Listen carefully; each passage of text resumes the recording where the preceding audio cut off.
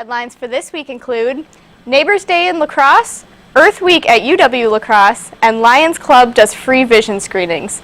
Stay tuned, WMCM's Weekend Review is next.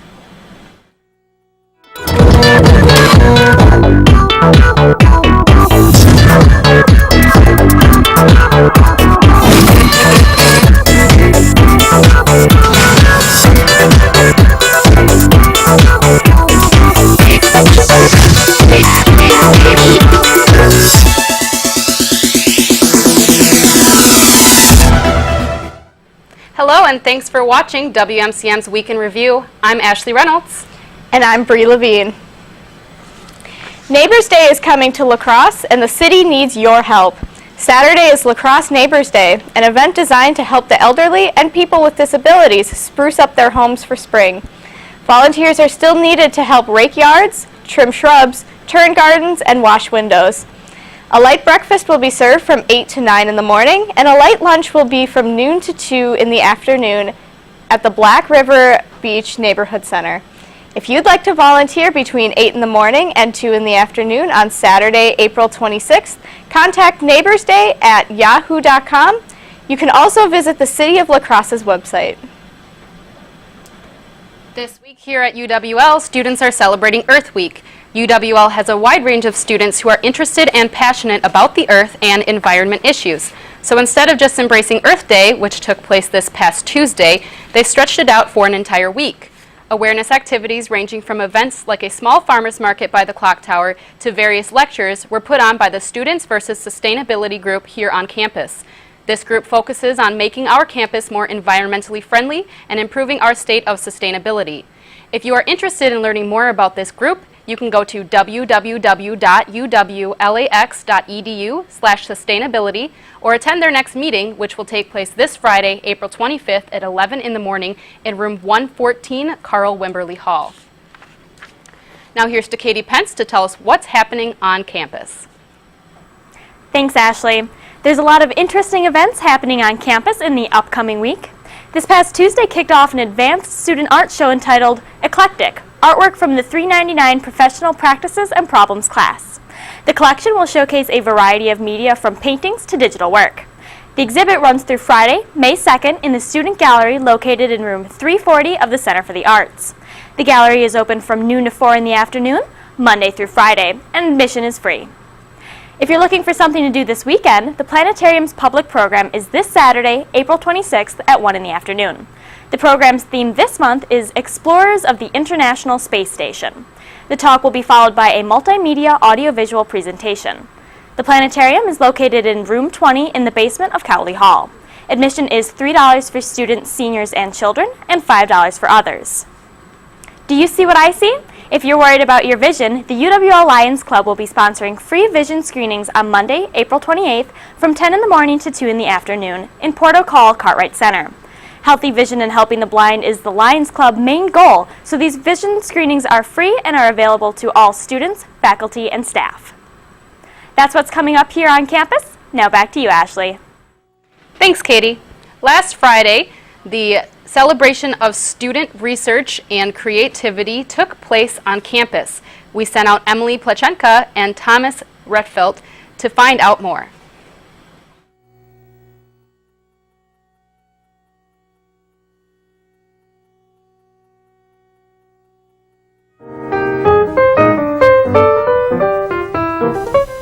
Last Friday, the celebration of student research and creativity took place on UW La Crosse's campus.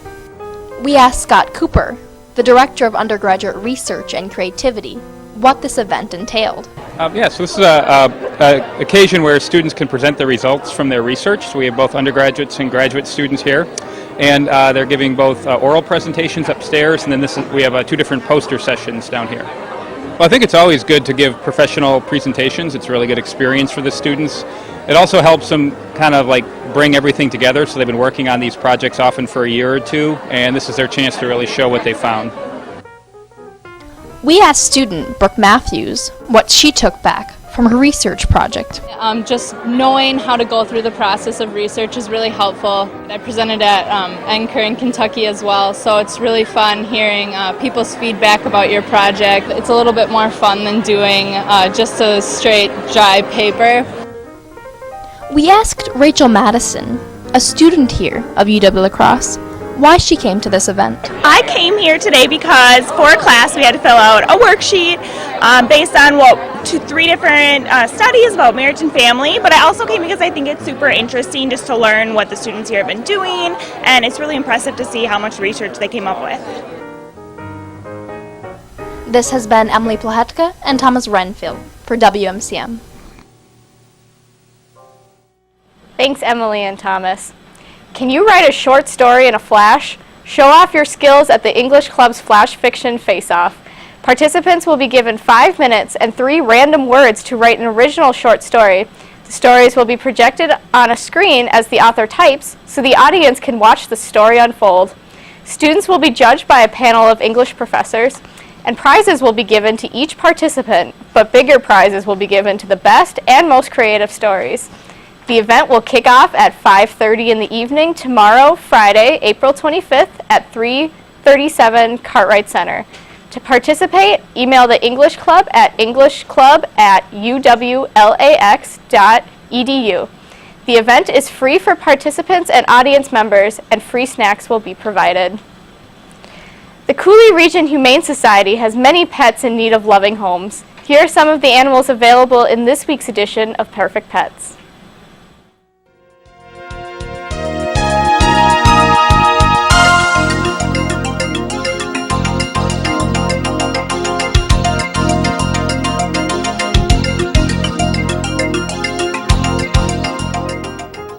Make a toast with 9-week-old Chardonnay. Watch out though, even though this kitten's classy, she's a tad bit sassy.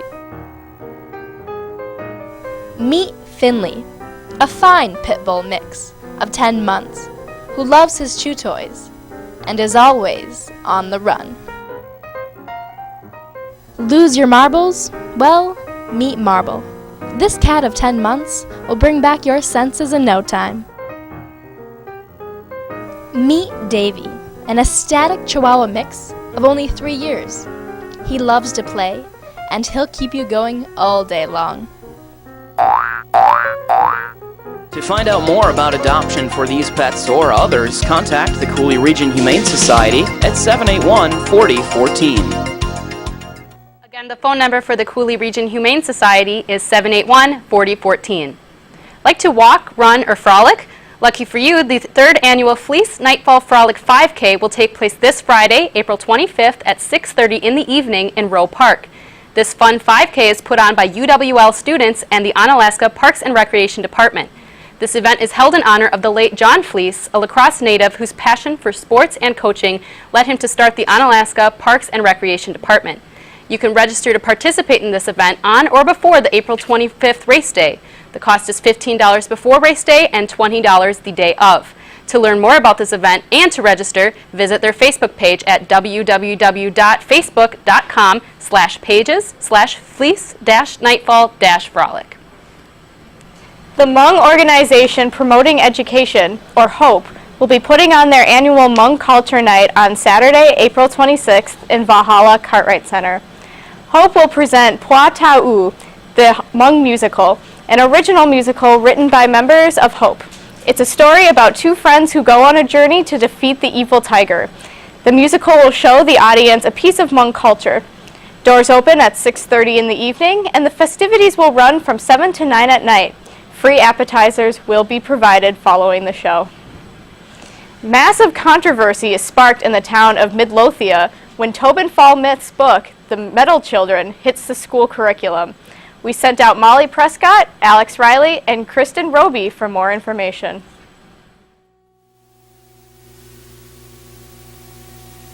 Hi there, I'm standing in for the Center for the Arts, where on Friday, the theater department will be putting on their last show of the year called The Metal Children by Adam Rapp. The title's slightly deceptive because it's not exactly about children made of bronze, but The Metal Children is the name of a book, a fictional book in the play written by our main character, Tobin Falmouth. And it's a book called The Metal Children about girls that are disappearing and then reappearing as metal statues in a cornfield. It sparked massive controversy in the town that I live in, Midlothian, and I am the girl leading the charge to defend this book and keep it in my school's curriculum. The Metal Children opens this weekend, April 25th through 26th, with showings next weekend, May 1st through 3rd, at 7 p.m. nightly. It also has some Sunday showings at April 27th and May 4th at 2 p.m. If you're looking for that great day-night idea, it's only $5 with a student ID. You can expect a lot of danger, a lot of excitement, a lot of argument about whose responsibility is art once it's been made. Is it the responsibility of the author? Is it the community to choose what is and isn't acceptable? You know, do you agree with the extremist Vera or with the extreme other side? It's not really who's right or wrong, it's just a huge discussion. This has been Kristen Roby, Alex Riley, and I'm Molly Prescott for WMCM News. Tickets are available at the box office located in the main lobby of the Center for the Arts. As part of the celebration of Jazz Appreciation Month, the UWL Jazz Band will put on their spring concert this Sunday, April 27th at 3 in the afternoon. This concert will not only be highlighting graduating seniors, but also UWL's beloved music professor of 34 years, Greg Belfany. Belfany will be retiring this year, and as part of his last concert, he will be a featured saxophone soloist.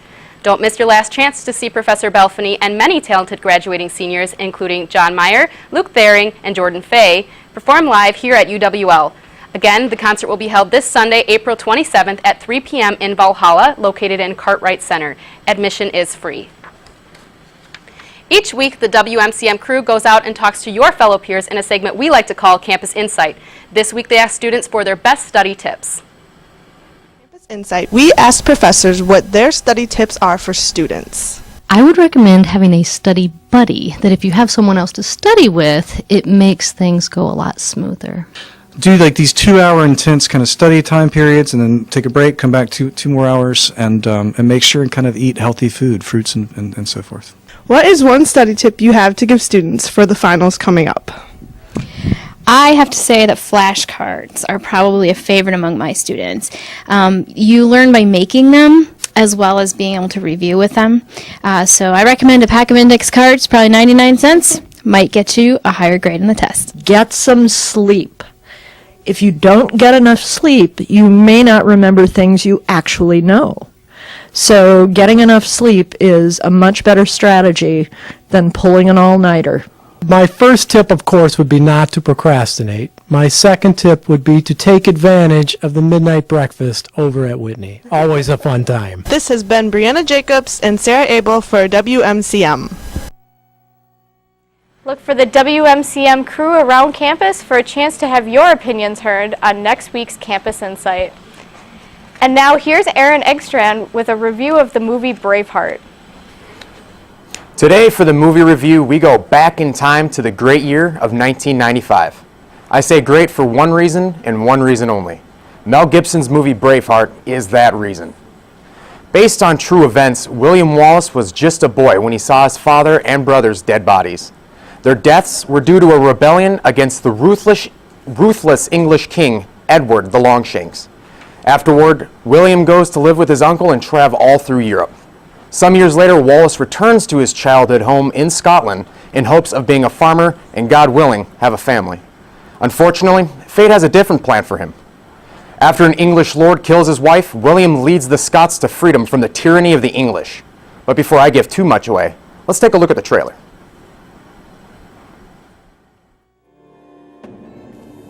I know about your woman. She was my wife. They killed her to get to me.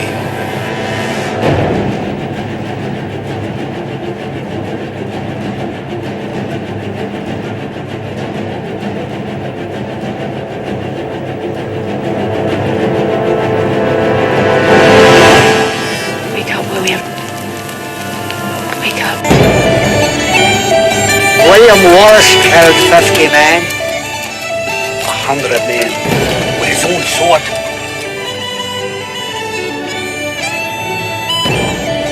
He doesn't even have a knighthood, but he fights with passion.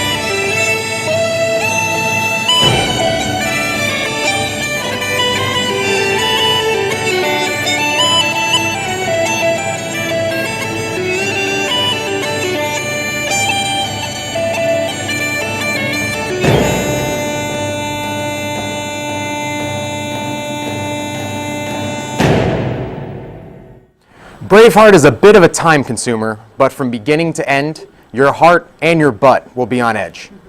Every battle William fights is just truly brutal. But what else would you expect when a man uses a sword the full length of another man?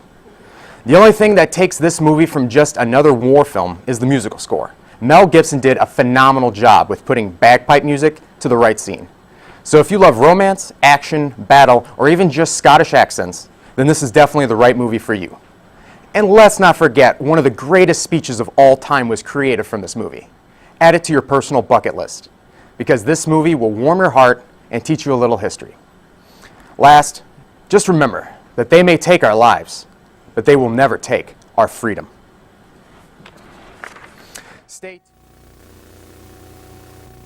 Hey, can't find what you're looking for? What? You can find what you're looking for and more at WMCM. WMCM-TV has plenty of shows you can view at your pleasure. There's Profile, where we interview people throughout the community. Or if you like sports, we have Sports Talk Live and Sports Scene. And if you're into celebrity gossip, that's why we have Afternoon Delight. Well, that all looks great, but I'm on a computer, not a TV. I bet you guys don't have a way for me to watch this stuff on a computer. Oh, we have that covered too. Just go to WMCMTV.com for all the updates. Wow, that solves all my problems. Thanks, WMCM Genie.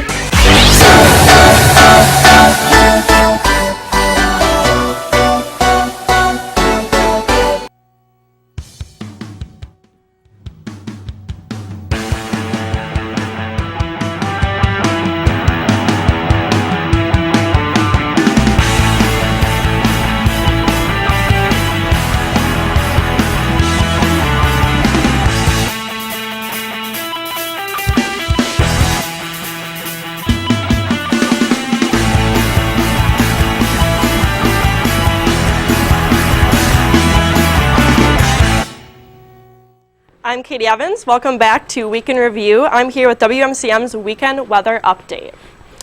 And first, tonight is Thursday, and we have a high of 53 and a low of 40. We will be seeing a little bit of rain, unfortunately, again tonight. But tomorrow night, Friday, it will be clear skies, and we'll have a high of 65 and a low of 34, so looking a little bit better. That brings us to Saturday. It will be partly cloudy, and we'll have a high of 61 and a low of 39. So again, looking a little bit better Saturday. And then Sunday, unfortunately, we do have a chance of rain. There'll be a high of 51, so not too bad, and then a low of 41. So that's it for this weekend's weather, and we'll go now to an interview with Adam. Thank you, Katie. Today I have the pleasure to sit down with Mr. Augie Viegut. He is the president of the Interfraternity Council here at UW-La Crosse, distinguished member of the Alpha Sigma Phi fraternity, and in this interviewer's opinion, one of the most dashing and handsome men on campus. Welcome to the show, Augie. Thank you, Adam. It's a pleasure to be here. Pleasure to have you. All right, so today I want to talk a little bit about something that you and I both share in common. We're both Greek men here on campus, and for those of you that don't know, to be Greek, you are a member of a fraternity or sorority on campus. Could you maybe give a little insight as to what fraternity and sorority life is all about here? Sure. Well, fraternity and sorority life is really founded on four main pillars: leadership, scholarship, service, and brotherhood and sisterhood. That's really what Greek life is centered around. So each chapter, each fraternity, each sorority is working to build their members on each of those values. Leadership events, leadership opportunities arise, especially through officer positions. I know you've been busy in DSP with different officer responsibilities, building leadership. Service events are always being put on by fraternities and sororities. Scholarship is definitely promoted in different ways through fraternities and sororities, and that's all based on brotherhood and sisterhood. So you're talking a little bit about those events that have been happening. What has Greek life been up to this year? Have there been a lot of things going on around campus that maybe some students who aren't involved might have noticed and said, well, what's going on here? Absolutely. The poster sale is a big thing that we've been involved with setting up, helping take that down. We really want to make sure that everybody's getting a chance to get at those. It's always a great event. We also help put on blood drives. It's a pleasure working with the Red Cross and the Blood Center, whichever works well with us to put on those events. And also, coming up towards the end of this semester, we're putting on a study-a-thon. That will be Saturday, May 10th, in the 3rd floor of Centennial, and there will be free food available to students. So that'll be a great opportunity to get some studying in. A full day of studying. We're going to be there from 9 a.m. to 2:30 p.m. Full day of studying available for not just Greeks, just anyone in general, sponsored by Greek Life. That's good. So I have a big question, because I don't know if this statistic is necessarily correct, but I have heard that of a campus of nearly 10,000 people, only a little more than 200 are actually involved in Greek life on campus. If I wanted to join an organization and I was an independent, as we call them, how would I go about joining something like this? Absolutely. Well, every fraternity and sorority member is really open to the possibility of recruitment. There is this sort of stereotype that Greeks kind of keep to themselves and aren't interested in other people, which is absolutely not true. We're very social organizations, and we're very interested in hearing from other people, and especially if they want to get involved and interested in our groups. So really talk to any member of a fraternity and sorority, and they'd be happy to point you in the right direction. Look it up online, just search for Fraternity and Sorority Life, and you'll be sure to come across our website. A lot of helpful information is there.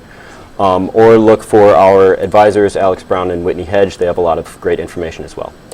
So I kind of want to roll into this now. I have understood that on this campus in particular, and I've seen it, and I'm sure you probably have as well, there's a lot of obstacles that our organizations have to overcome on this particular campus. Could you maybe describe what some of those are, and why has it been so hard for Greeks to get out and about on this campus in particular, when a lot of the UW system really embraces Greek life? What's been different here? Absolutely. Well, I have been to some national conferences. I've had a chance to talk with other Greek members from around the nation, and really Greek life is built up and has a large foundation in some other locations, and a lot of that comes from having some off-campus housing, maybe being present for a large amount of time, having letters out on campus, putting on big events. I think just not having the presence known is one part of that. Another part is battling against the stereotypical, this is what fraternities and sororities are like. That's a common misconception that many students have, and it's a stereotype that we've been trying to dispel. Okay, all right. Now there's been a little bit of talk amongst the Greek community, and you might know that really around here there's no Greek row where there's just a complete street that's full of Greek houses. There's a rule that's in effect in La Crosse that prohibits how many people can live in certain establishments, but there has been a movement to kind of change that and reverse it a little bit. What's your opinion on that? Do you think it's a good idea or not? I do think off-campus Greek housing can be a very positive thing. Like I said, there is that stereotype of throwing parties and not sticking to our values that I mentioned earlier. But really, that's not what Greek life is all about at all. And having that off-campus housing allows us to have some of these bigger events that maybe campus restrictions would prevent us from doing. Some fundraising, philanthropy events, having socials, getting to know each other. For those sorts of reasons, I'm in favor of off-campus housing. Very nice, very nice. So I'll finish you off with this question. If you could describe in one word the best part about joining an organization, what would that one word be? For fraternity and sorority life, it would absolutely be brotherhood. That is something that I've taken away from this just tenfold, is getting to know each other and having that brotherhood there to support me in every aspect of my life, and that's really something that clubs and other organizations have trouble offering. All right, pleasure to hear from you. Thanks for joining us. Thank you, Adam. We'll be right back with sports, but first, let's take another look at those perfect pets.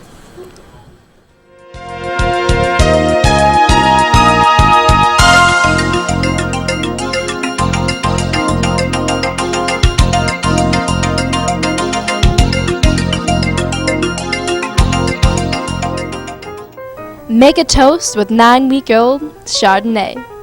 Watch out though, even though this kitten's classy, she's a tad bit sassy. Meet Finley, a fine pit bull mix of 10 months, who loves his chew toys and is always on the run. Lose your marbles? Well, meet Marble. This cat of 10 months will bring back your senses in no time. Meet Davy, an ecstatic Chihuahua mix of only 3 years. He loves to play, and he'll keep you going all day long. To find out more about adoption for these pets or others, contact the Cooley Region Humane Society at 781-4014. Again, the number for the Cooley Region Humane Society is 781-4014. The Bats were hot on Wednesday night as the UWL men's baseball team was able to capture a victory at Copeland Park against Carleton College 13-5. A slow start by the Eagles allowed the Knights to take an early lead, giving up 3 runs in the top of the first. UWL was able to respond in the bottom of the first after a lead-off infield single by Taylor Colway and back-to-back walks by Joel Sykowski and Cole Cephalou. Colway was able to score on a throwing error by the Knights, and Cephalou later scored on a ground out by Travis Buxton Verstegen, leaving the Eagles one run down after the first inning. After a scoreless second inning, the Eagles were able to tie up the game in the third inning when Zyhowski was scored on a pass ball. The Knights would regain the lead after solo runs in the fourth and fifth innings, but would not be able to hold on as the Eagles would score 6 times in the fifth and sixth innings, making the score 9-5 UWL.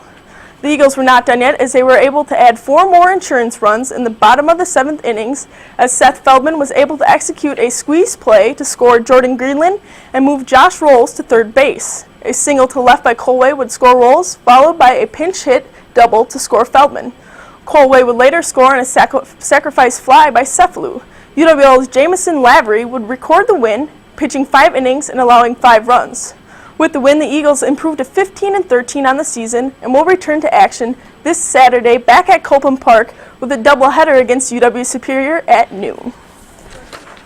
Moving on over to the softball field, the Lady Eagles split a doubleheader on the road against UW Stevens Point Wednesday afternoon. UWL captured the victory, Game 1, 10-7. The Eagles came out swinging, scoring 3 times in the top of the second inning after an Emily Whitesis RBI single scoring Lindsay Sheehan. Whitesis would later cross the plate after a fielder's choice. An Alicia Faber single to score Megan Nelson made it 3-0, leading for the Eagles. The Pointers would score 2 runs in the bottom of the second off RBI singles from Samantha Olson and Paige Malmans. The Eagles' offense never let up as they were able to score single runs in the third, fourth, and fifth innings to take a 6-2 lead. The top of the 6th now, Shanahan's 2-run home run, along with Katie Fink's RBI sacrifice bunt, would make it a 9-4 game. The Pointers weren't done yet as they were able to add 3 more runs off of a Malman's 3-run home run. But that would be not enough to take down the Eagles. Jesse Carnigan earned the win on the mound, pitching 4 innings in relief. On to the nightcap, the Lady Eagles were not able to carry over their offense into the Game 2 as they were only able to produce 1 run in the top of the first off of a Sheehan single. The Pointers were able to score 5 runs in the bottom of the first off of UWL's Heather Grill. The Pointers were able to add another run in the third inning off of a sacrifice fly. The game came to an end in the bottom of the 5th as Schreiner's RBI single and a 2-run double from Ellison. With the split, the Eagles are now 7-5 in the WIAC. UWL's matchup against the University of Dubuque, scheduled for this afternoon, was postponed due to rain. It's tournament time for the UWL women's tennis team as they are set to compete this Saturday at the Wisconsin Intercollegiate Conference Team Tournament. The tournament will be held at UW Whitewater, and the 2nd-seeded Lady Eagles will face off against 3rd-seeded UW Eau Claire at noon in the semifinals. UWL is 14-5 on the season and placed 2nd at the 2013 WIAC Conference Championship. In October, the winner of this tournament receives the conference's automatic bid to the National Collegiate Athletic Association's Division III tournament. Good luck, ladies, and that's all for this week's sports. Well, thanks for watching WMCM's Week in Review. Make sure to join us next week Thursday at 4:30, right here on Campus Channel 6, Charter Channel 96, and Digital Cable Channel 989.